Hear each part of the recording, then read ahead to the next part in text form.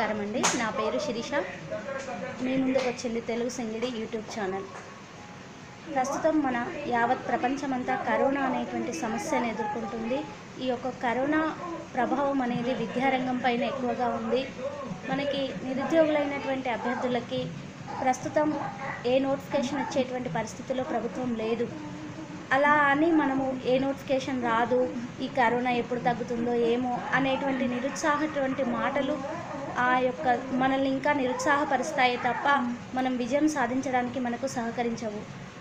ఇప్పుడున్నటువంటి మనలో ఉన్నటువంటి చాలామంది అభ్యర్థులు పని చేసుకుంటూ ఉద్యోగాలు చేసుకుంటూనే పోటీ పరీక్షలకు ప్రిపేర్ అవుతున్నటువంటి అభ్యర్థులు మనలో చాలామంది ఉన్నారు. మరి అటువంటి అభ్యర్థులకు ఈ యొక్క కరోనా అనేది మంచి అవకాశాన్ని ఇచ్చిందనుకోవాలి. ఎందుకంటే కరోనా వల్ల మనం ఇంట్లోనే ఉండిపోతున్నాం. ఈ ఇంట్లో ఉండిపోతున్నటువంటి సమయాన్ని నిరుత్సాహపడకుండా ఉంటూ మన యొక్క సక్సెస్కి ఇది తోడ్పడుతుందనేటువంటి ఉద్దేశంతో, మనకు మంచి అవకాశం వచ్చిందనేటువంటి ఉద్దేశంతో చదువుకొని ప్రతి అంశాన్ని క్షుణ్ణంగా పరిశీలించుకొని మంచి విజయాన్ని సాధించాలని కోరుకుంటున్నాను.